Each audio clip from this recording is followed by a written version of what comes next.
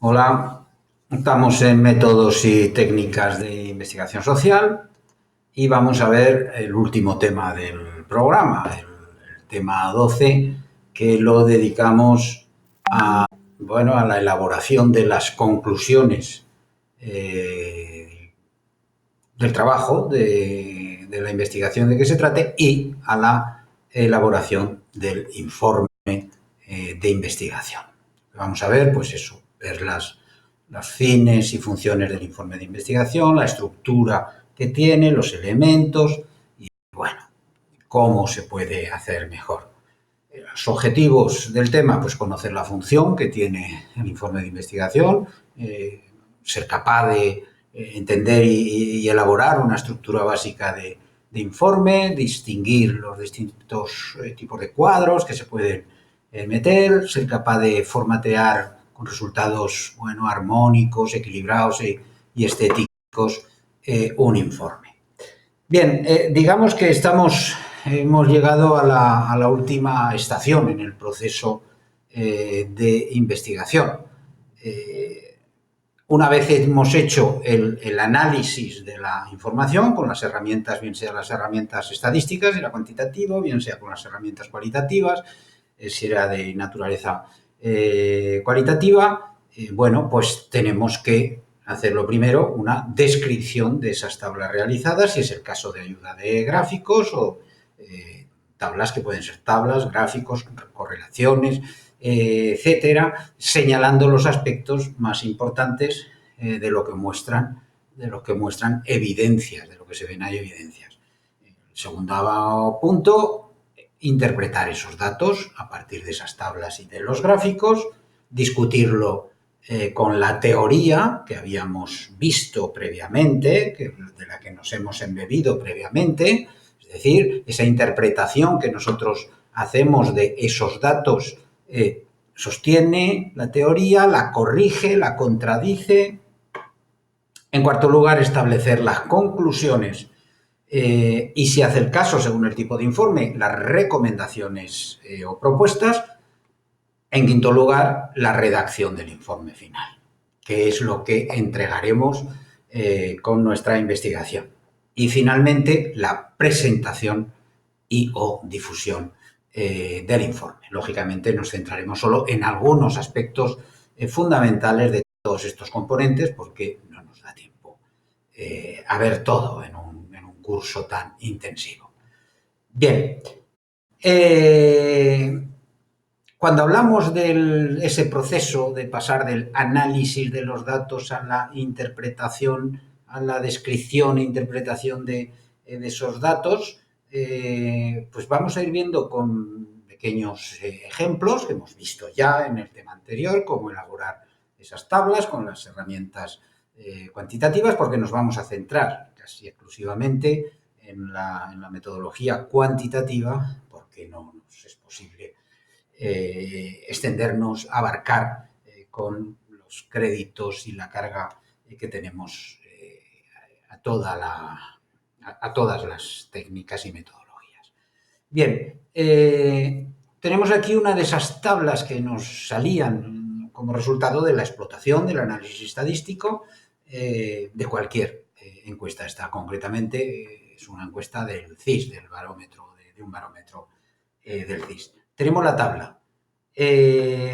Bueno, esta tabla que nos muestra, en primer lugar, pues una distribución de frecuencias entre las respuestas que se da a la pregunta que se hace. ¿Considera usted que la situación económica actual de su hogar es mejor o peor que hace 6 meses?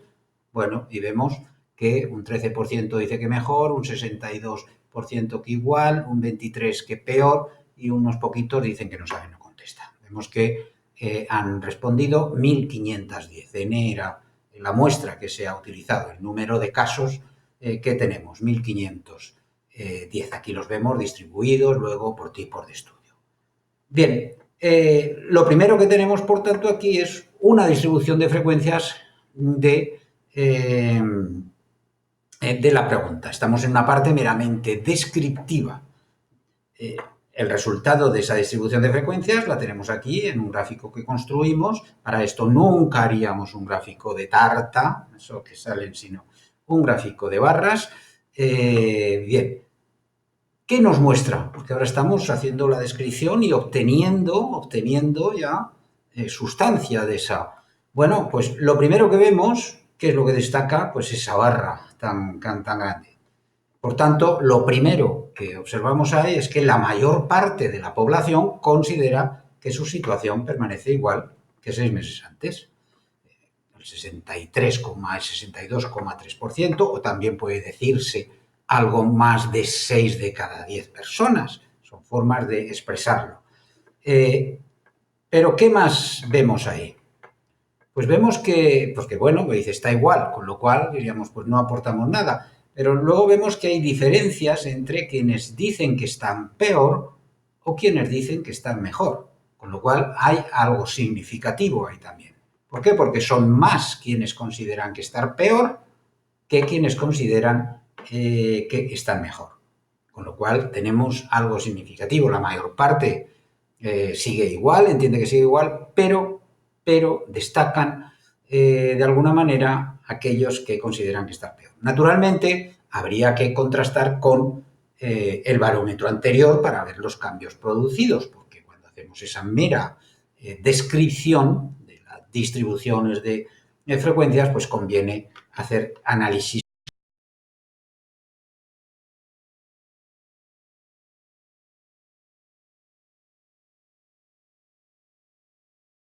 bivariable. Ya. Eso es lo que nos da esas tablas de contingencia que habíamos visto y que bueno, seguimos profundizando en ellas. Una tabla en la que decimos que es un análisis ya bivariado o bivariable, porque afecta a dos variables, describe el cruce entre dos variables que son estudios y valoración situación. Estamos en la misma tabla, en realidad. Si veis, ¿ves? Estamos en la misma tabla. Pero ahora nos vamos a fijar en esta otra parte, en cómo se distribuyen. Esta sería la forma más adecuada de representar gráficamente esto que tenemos aquí. Cómo se distribuyen, cómo están la situación, las respuestas a esa pregunta en función de las respuestas, en función de el nivel de estudios que tenga. Y bueno, ¿qué nos permite ver esto? Pues ya podemos ver más cosas que esa generalidad de que están igual. Bueno, pues vemos algo interesante. Aquí vemos quiénes están igual en naranja, quiénes están peor en gris y quiénes están mejor en azul. El nivel de estudios lo hemos ordenado jerárquicamente, de menos a más, y eso ya nos permite ver algo significativo. Vemos que entre quienes tienen menor nivel de estudios predominan más los que están peor que 6 meses antes, mientras que entre los que tienen niveles de estudios más altos, sobre todo, curiosamente, entre los niveles medios y FP, es decir, en esos niveles más vinculados a profesionales, a trabajos manuales, a autónomos, etcétera, vemos que su situación está mejor en general que los que tienen menos estudios. Por tanto, podríamos decir ya, nos da la sensación de que cuanto mayor es el nivel de formación alcanzado, mejor es la percepción de la situación, con lo cual podemos deducir que es que están bien, están mejor. Por tanto, si tienen una mejor percepción, y esa es la finalidad de esa pregunta, debemos deducir que realmente están mejor. Bueno, para todos los niveles es mayor el porcentaje de quienes la ven peor que quienes la ven mejor, pero como vemos hay esas grandes diferencias. La tasa de los universitarios que la ven mejor es del 13%, que triplica casi a las de sin estudios.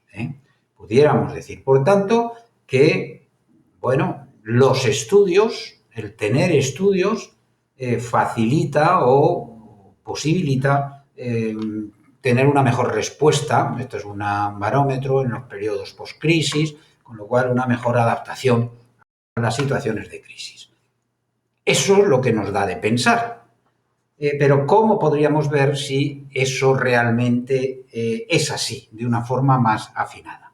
Bueno, pues para eso vamos a recodificar algunas preguntas. Con esto vamos viendo elementos que veíamos en el tema anterior, muy de pasada, ahora también lo vemos un poco de pasada, porque no podemos entrar en el análisis, por tanto, en el aprendizaje en profundidad del programa estadístico, pero saber que es muy fácil de hacer. Recodificamos algunas preguntas, ¿cómo? Pues si vemos las respuestas posibles que teníamos a la pregunta si cree que está mejor que hace 6 meses, vemos que las opciones son mejor, igual, peor, atendiendo a la codificación, los hemos ido numerando, 1, 2, 3, 8, 9 se suele utilizar para los no sabe, no contesta de forma estándar. Pero claro, estos en los códigos es el dato que tenemos, lógicamente, en la base de datos de la encuesta. Pero esto no lo podemos trabajar claramente como una variable numérica que podamos manejar. Ahora, como sabemos que esto no es más que una escala, esto no es más que una escala, peor, igual o mejor, pues si simplemente invertimos, recodificamos y cambiamos el significado, pues tendremos a partir de ahí una escala numérica, una variable numérica con la que podremos trabajar. El 1 lo convertimos en 3, el nivel más alto, el 2 lo convertimos en 2, el 2 se queda como está, por tanto, el 3 lo convertimos en 1 y el 8 y el 9 le decimos al programa que no los queremos usar. Por eso se les denominan valores perdidos en el proceso de recodificación. Podemos ver eso en la práctica. Os colgaré un pequeño vídeo de cómo se hace, por si no da tiempo. Aquí tenemos otra que de alguna manera ya la teníamos escalada, ¿no? Desde el sin estudios, que era 1, hasta el universitarios, que era 6. Lo que pasa es que aquí tenemos 7 y 9 que nos romperían la escala con datos que no se corresponden, porque son otros INC. Con lo cual, para hacer ese análisis que vamos a hacer ahora, pues los convertimos también en valores perdidos. Es decir, que no se procesen al analizar. Bien, y a partir de ahí, pues ya podemos comprobar realmente la relación estadística que hay entre esas variables. Ahora sí, porque tenemos dos variables numéricas que podemos intentar relacionar.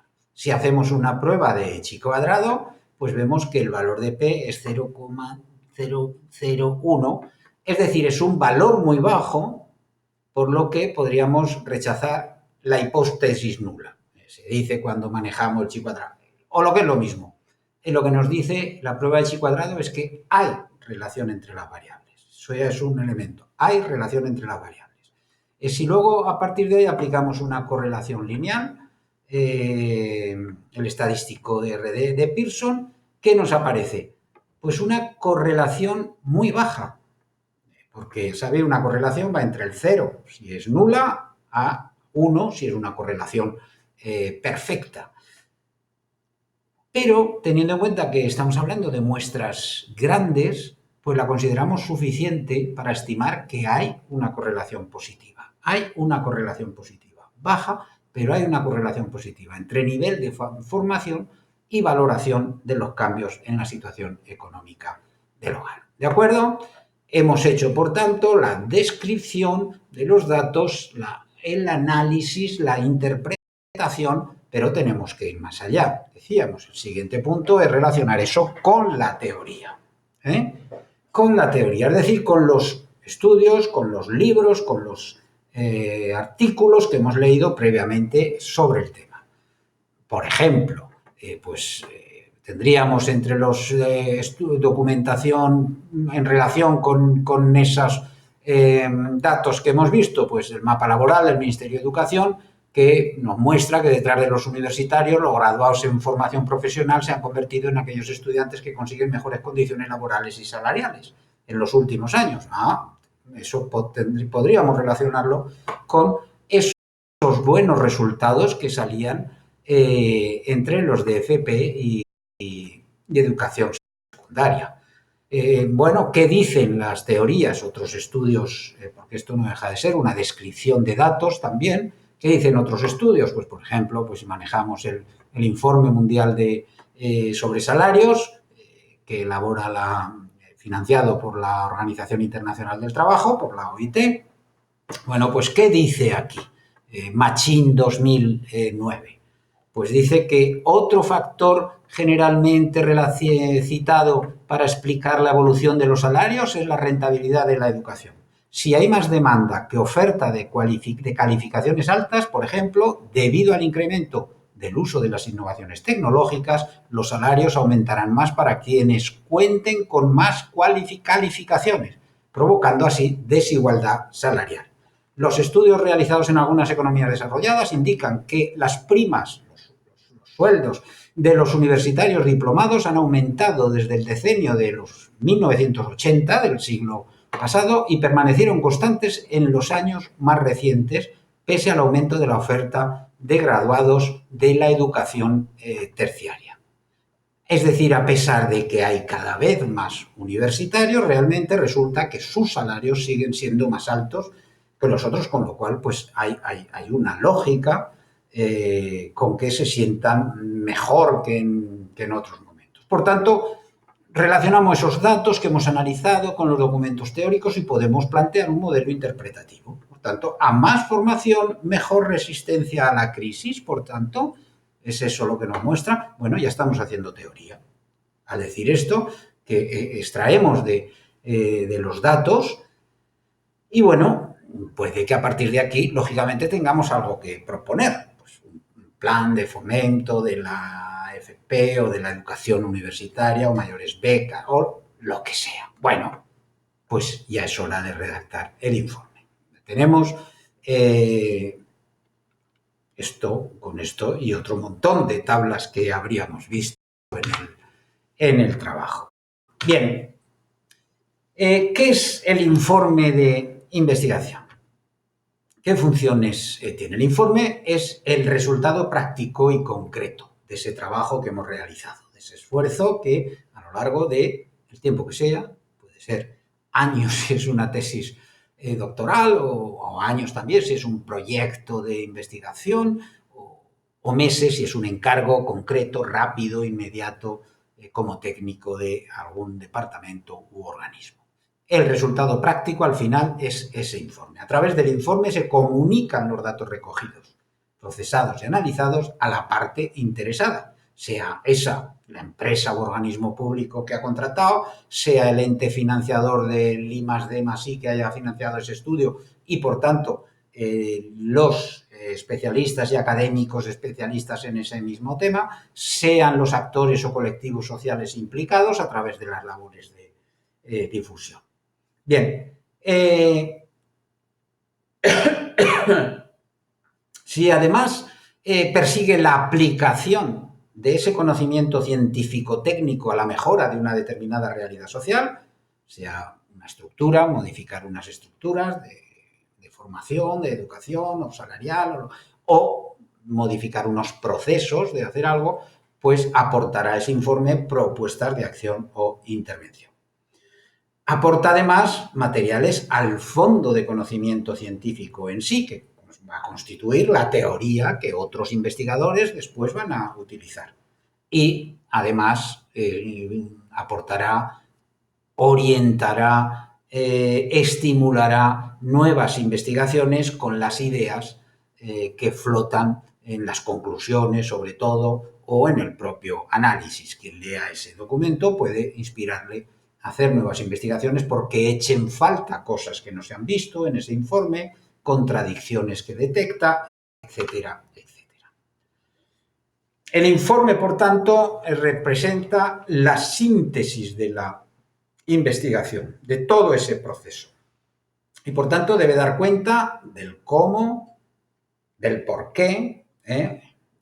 Empezamos, si recordáis, el primer paso que dábamos para qué esa investigación, con qué objeto, cómo, cuándo, con qué resultados se han cumplido los objetivos que se había planteado el proyecto. En el informe se tienen que describir todas las fases del proceso de investigación y conviene, es necesario detallar ahí las divergencias que haya habido entre lo que se había proyectado hacer y lo realizado. Si es que hay diferencia, pues no se ha podido hacer las entrevistas previstas con tales directivos, por esto, o la encuesta teníamos previsto hacer 1.200 cuestionarios, pero solo han sido válidos 1.100 por lo que sea, etcétera. Y por otra parte, informar de la confirmación o refutación de las hipótesis de partida que dieron lugar a ese proyecto. La estructura y la forma del informe, hasta el aspecto físico, tiene que estar relacionado tanto con los objetivos de la investigación, con el objetivo de la investigación, como con el público al que va dirigido. No es lo mismo un trabajo académico que se entrega para una evaluación académica, que tiene que seguir unos protocolos y que está absolutamente estandarizado, excesivamente estandarizado, desde un TFG, un TFM, una tesis doctoral, a un informe dentro de una organización que puede tener sus propias reglas, incluso estéticas, a un informe que se pretende difundir por otras vías y que puede permitir una mayor libertad formal, etcétera. Y, por supuesto, se tiene que hacer con tres elementos claves. Objetividad, transparencia, no ocultar aquello que, bueno, nos ha roto un poco los esquemas, y fidelidad, fidelidad a los datos que hemos recopilado.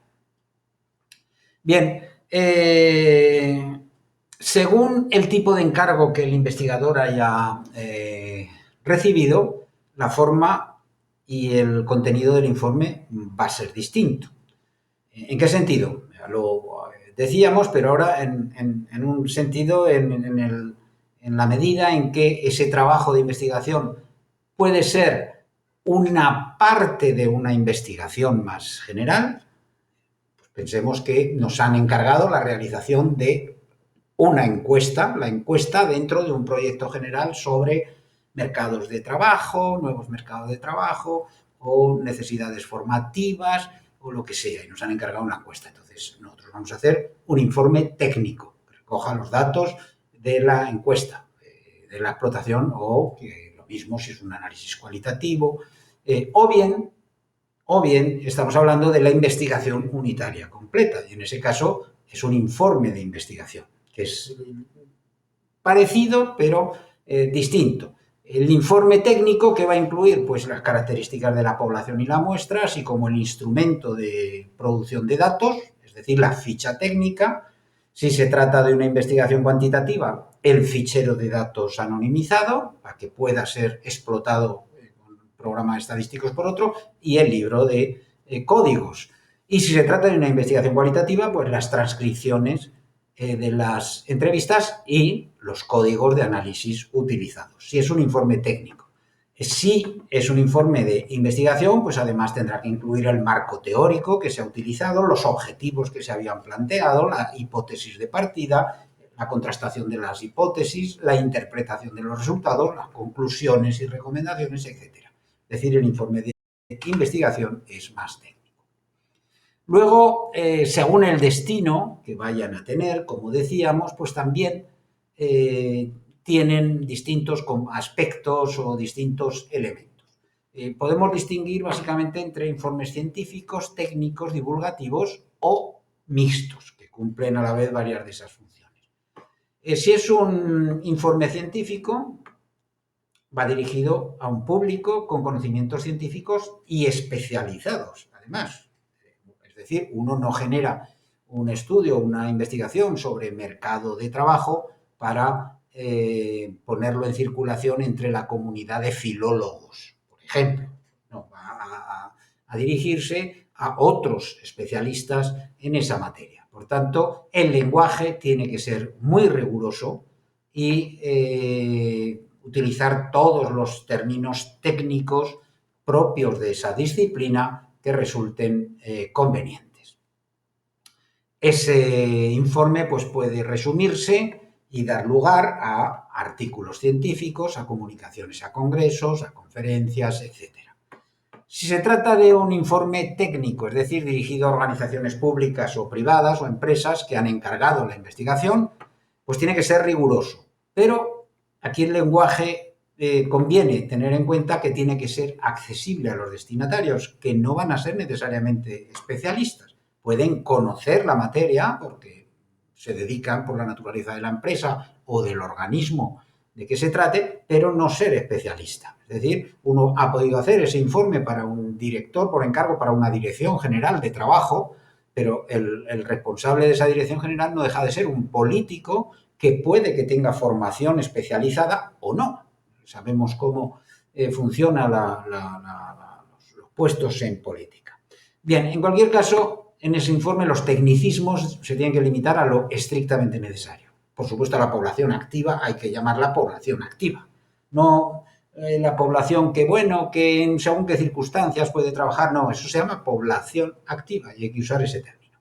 Pero a la hora de describir, etcétera, hay que intentar que sea comprensible. Mucho más cuando se trata de informes divulgativos que vayan destinados al público en general. Por ejemplo, cuando esa investigación se convierte en un libro no académico, no para especialistas, sino para público en general. Entonces, eso hay que transformar normalmente el lenguaje del informe, la propia estructura para que sea accesible, sea más ameno, etc. O puede tener una naturaleza mixta, es decir, que bueno, que van destinados a una organización pública o privada, pero también se va a hacer llegar a medios de comunicación, con lo cual va a llegar al público en general. Tiene, por tanto, ese doble componente técnico, científico, divulgativo. Ahora que hay herramientas incluso para que los informes de investigación pues se publiquen en medios como pues, The Conversation, una web dedicada a publicar artículos divulgativos de los investigadores de los centros de investigación. Bien, la estructura básica del informe de investigación la tenemos en esta tabla. Digamos que hay tres partes claramente diferenciadas. Hay una sección preliminar, el cuerpo propiamente dicho del informe y los anexos, que pueden ser más o menos extensos. A veces la sección de anexos puede ser más extensa que el cuerpo del informe. Bien, ¿qué lleva la sección preliminar? Primero la portada y la portadilla, que recoge, digamos, lo mismo que en la portada, básicamente, pero a veces alguna información extra. Por ejemplo, en la portada puede ir solo el título y la organización que encarga el estudio y la organización o empresa o grupo de investigación universitario que la ha realizado y la fecha, y en la portadilla interior pues ya ahí especificará ya el equipo de trabajo, que en la portada pues no aparecería salvo que sea un solo autor y entonces en la portada puede ponerse. La portada puede tener un aspecto, salvo que sea un documento académico como una tesis, que viene fijado el aspecto por cada universidad, pues para cualquier otro informe la portada puede tener un aspecto, incluso se puede jugar estéticamente y siempre que sea descriptivo y no lo convertamos en una charanga, y la portadilla más seria. Bueno, pues vendrá portada, portadilla, el índice general con sus apartados, subapartados, enumerado. Si es una publicación académica, también se hace a veces en las publicaciones técnicas. En el índice general incluye a continuación un índice de gráficos, si los hay, un índice de tablas, ¿de acuerdo? Y viene luego en lo que llamamos el resumen ejecutivo, que es un resumen que reúne lo esencial del informe de investigación. Un resumen ejecutivo que puede tener una extensión, es muy variable, pero entre un 5 y un 10%, sería un 10% sería excesivo, menos de un 5 pues probablemente sea demasiado resumido. Es decir, si el informe en conjunto tiene unas 100 páginas, pues entre 5 y 10 páginas deberían dedicarse a ese resumen ejecutivo que lo resuma todo. Bien, luego viene es muy importante el resumen ejecutivo. ¿Por qué? Porque a veces es lo único que se lee mucha gente. Y por eso es importante saber qué ponemos ahí.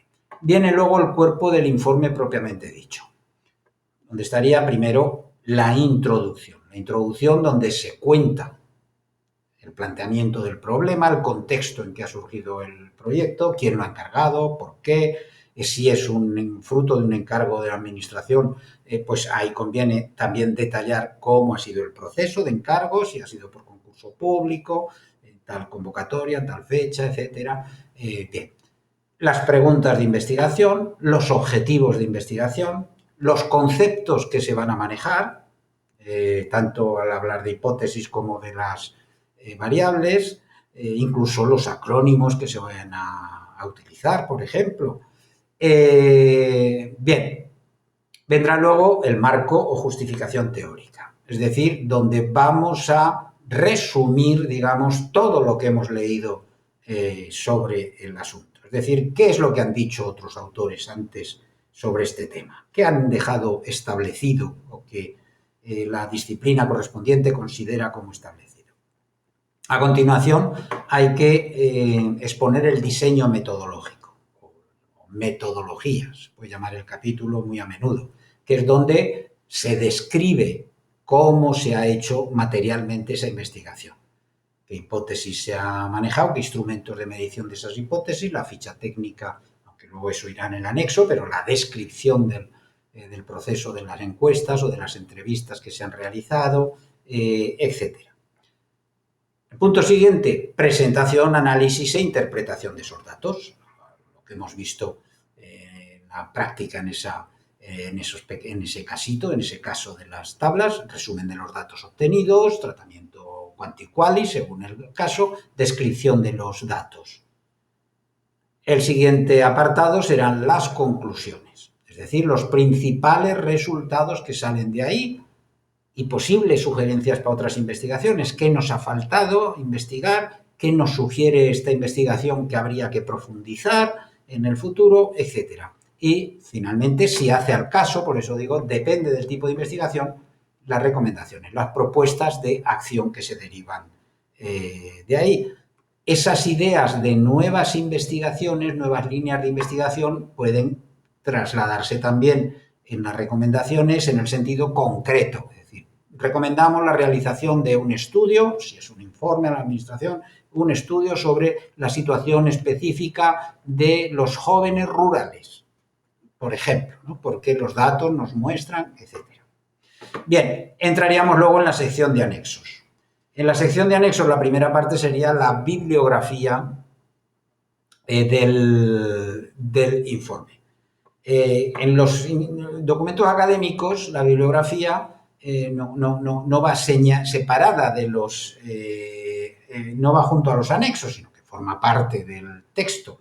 Es decir, es después de la bibliografía cuando aparece el apartado anexos o apéndices, lo denominan, y ahí, bueno, pues hay quien tradicionalmente, como era complicado incluir los gráficos en el texto, pues en algunas áreas de conocimiento suelen mantener esa costumbre de poner los gráficos, los planos, incluso las tablas a veces al final como un anexo, aunque hoy en día que trabajamos con ordenadores eso no es necesario, pero hay quien lo hace.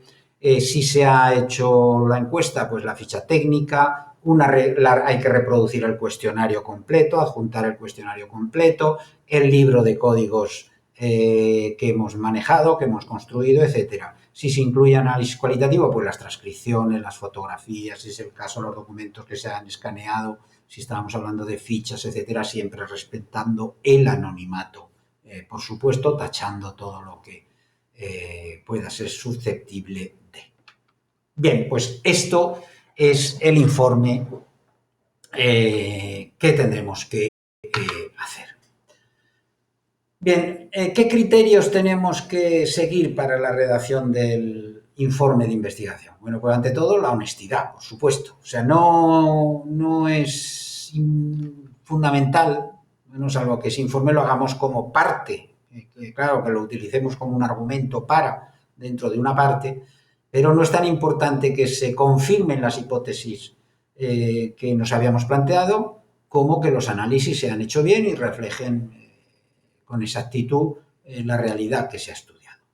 En este sentido, las dos partes más importantes, ya apuntaba antes, son en primer lugar el resumen ejecutivo, porque lo sintetiza todo de alguna manera. Y como decía, primero es lo primero que va a tener ante los ojos el lector y segundo, en muchos casos, es lo único que va a leer. Si acaso leerá el resumen ejecutivo y las conclusiones, que es el segundo elemento fundamental. Las conclusiones, ¿por qué? Porque explican los resultados de la investigación y pueden incluir esas propuestas de acción.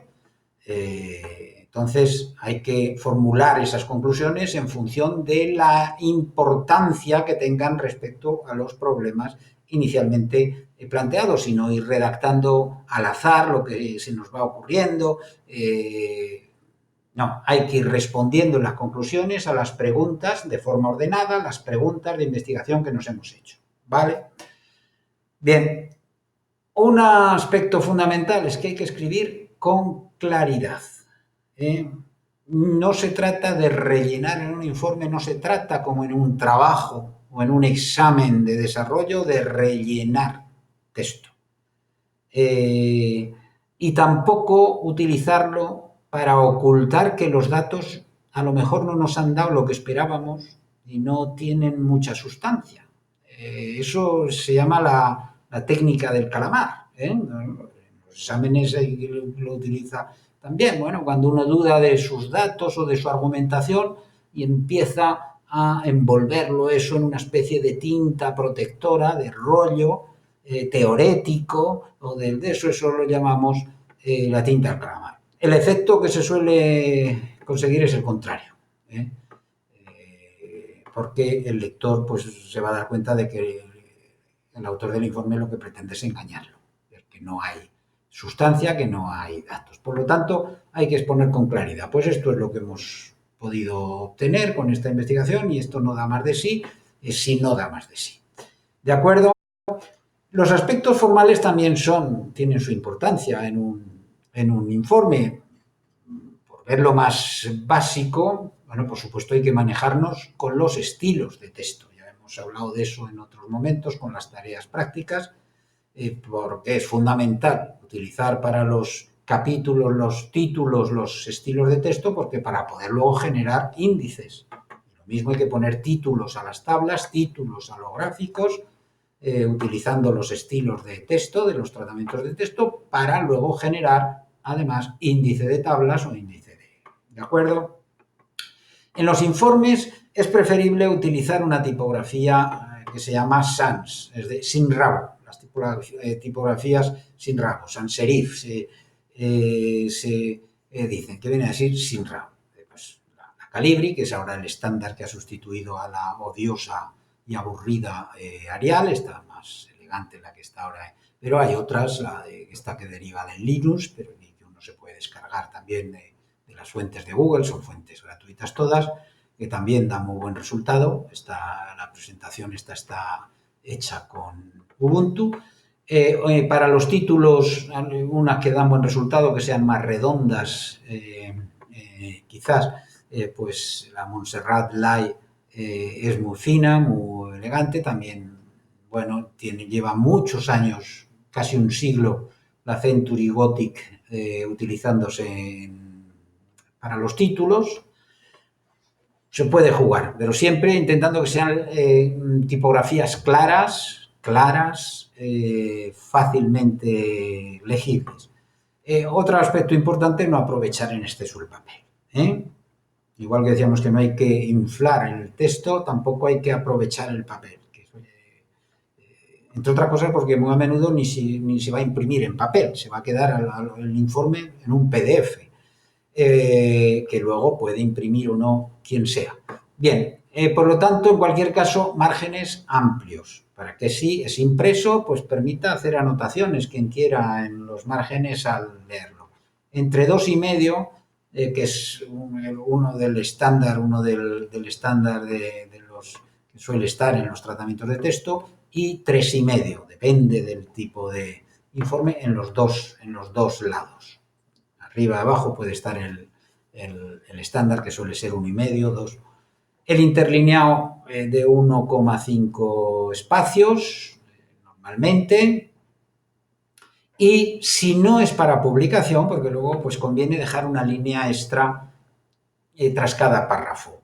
Le da un aire más ligero. Digo si no es para publicación o si no es para un tribunal, un TFM, un TFG, una tesis, que pueden obligar a utilizar una determinada forma en función de alguna de las normas bibliográficas existentes, como la norma APA u otra. Ese dejar una línea extra cada párrafo, que se hace lógicamente en el formato de párrafo. No se trata de pasando líneas, que luego es un follón cuando eso va para publicación, por ejemplo, sino editando el párrafo y diciéndole que haya un espacio después del párrafo, sin más. Si alguien quiere utilizar, lo normal es que en un informe pues todo vaya en negro, pero bueno, pues uno quiere utilizar colores para los títulos, o pues desde luego no utilizar nunca colores fuertes, sino colores discretos, apagados, que no resalten demasiado. ¿De acuerdo? Bien, el texto conviene, especialmente si son informes técnicos, y ya no digamos si es para divulgación, pues la lectura es mucho más fácil, ajena, si se intercalan determinados cuadros de texto. Bien para una definición, bueno, los habéis visto, los libros ahora de secundaria están inundados, un exceso de cuadros, o sea que ya sabéis a qué me refiero. Lo mismo sea un concepto, una explicación, un listado de componentes que se están describiendo en el propio texto. Esos cuadros son tablas, bien sea, ya las hemos visto, bien sea una tabulación simple, es decir, una simple distribución de frecuencias, o bien sea una tabulación compleja, una tabla de contingencia. No nos vamos a detener porque ya las hemos visto, esa tabla de contingencia que podemos leer en las dos direcciones. En los informes, sí son cuantitativos, especialmente, pero también en los cualitativos. Pueden utilizarse gráficos, porque pueden utilizarse diagramas o mapas de ideas en los informes cualitativos, en los análisis cualitativos, y en los cuantitativos pues podemos usar gráficos abstractos, pictogramas como esto los llamamos pictogramas, cuando en un gráfico se utilizan figuras que recuerdan semánticamente al objeto que estamos, una estadística de petróleo, obviamente, o estructuras, etc. Normalmente, para hacer informes gráficos más sofisticados, pues conviene llevar los resultados de las tablas de los programas informáticos a hojas de cálculo o a programas especializados. Pero vamos, las hojas de cálculo tienen ahora lo mismo cualquiera de los programas de los programas existentes. Aquí tenéis enlace a una guía muy completa de los gráficos de Excel, que pueden valer también si alguien utiliza LibreOffice. Y aquí tenéis un enlace a otra web. No sé lo que seguirá funcionando, porque las webs aparecen, porque ahora está, cuando he grabado esto, donde pues ayudan a explicar qué tipo de gráficos conviene más para según el objeto. Pues según el número de categorías, pues bueno, puede utilizarse gráficos de columnas o de barras apiladas, o circular o de anillos, una distribución de una sola variable, pues un histograma, que es una barra, un gráfico de columnas o de barras, pero pegaditos todos, eso se llama un histograma. Un gráfico de dispersión puede utilizarse con una variable o de burbujas. Cuando se unen varias variables, un combinado entre barras y líneas, etcétera. Según si estamos haciendo comparaciones, te recomienda hacer, o bien si estamos describiendo una tendencia, pues suelen ser básicamente gráficos de líneas, sean de una o de varias series, o gráficos de columnas o barras, o gráficos combinados entre líneas y barras. Bueno, esto a la vista pues ayuda un poco. La ficha técnica que hay que incluir cuando hemos hecho una investigación cuantitativa basada en encuesta, hay que incluirla, pues, todo lo que incluye, el ámbito de la encuesta, el universo, el tamaño de la muestra, ya sé la fijación que se ha utilizado, si ha habido ponderación o no, en función de que haya, que en los resultados hayamos tenido menos representación de un grupo social de lo que hay en la realidad, en el universo. Los puntos de muestreo que se han utilizado, el procedimiento de muestreo que se ha seguido, cómo se han aplicado los cuestionarios, en visita a domicilio o por CATI telefónica, el error muestral y la fecha del trabajo de campo, que esté claro la fecha del trabajo de campo. Por ejemplo, en los tiempos que estamos atravesando ahora en España de tantas elecciones, con tantos acontecimientos entre elección y elección, que si el proceso catalán, que si etcétera, pues a veces una encuesta preelectoral o de tendencia, un barómetro, etcétera, pues depende de cuándo haya sido realizado el trabajo de campo, tenemos que leerla en un sentido, en una clave o en otra. Bien, otros componentes que hay que incluir, como he dicho, el cuestionario completo, el libro de códigos y, lógicamente, eso no va en el informe, sino en un anexo o en un enlace a un disco duro virtual, pues el fichero de datos en unos formatos legibles. Bien sea en formato de texto universal, que es CSV, el más básico, o bien en formato de hoja de cálculo, según lo que hayamos utilizado para el análisis, o en formatos más especializados como el SPSS, ¿de acuerdo? Bueno, aquí tenéis enlaces a algunas herramientas online que ayudan a la realización de estos informes. Aquí un enlace a unos manuales de Naciones Unidas muy buenos para hacer más comprensibles los datos numéricos. Aquí un enlace en una web donde se pueden crear infografías. Una infografía, digamos, es un gráfico muy extenso que se va recorriendo casi como una página donde se mezclan gráficos, conceptos. Es como un PowerPoint gigantesco, digamos. Se utilizan mucho en los últimos años. Bueno, pues aquí es un sitio para hacerlos. Aquí es una web también donde se pueden hacer gráficos mucho más vistosos y sofisticados que los que permiten las hojas de cálculo. No es gratis, salvo que se dejen publicados online. O sea, tú lo haces, lo utilizas, pero lo dejas ahí para cualquiera que lo pueda ver y entonces sí que es gratuito el servicio. Bien, una vez presentado el informe, normalmente hay que presentarlo de forma oral también. Hay que exponerlo de una forma u otra, bien ante quien lo ha encargado, bien ante un consejo de administración, bien ante un equipo, bien ante un tribunal de tesis o de etcétera. Bien, naturalmente esa presentación se hace para ayudar a quien se le hace a entender los resultados, para que puedan formular preguntas, aclarar dudas que tengan. Vamos a señalar algunas normas básicas para una presentación. Primero, una presentación se tiene que preparar y preparar con detenimiento, especialmente cuando no se tiene mucha experiencia. Con un guión esquema detallado de todos los componentes del informe escrito que los vamos a ir describiendo. Esa presentación preparada, además, conviene ensayarla previamente, ante el espejo, si no tienes ante nadie quieren.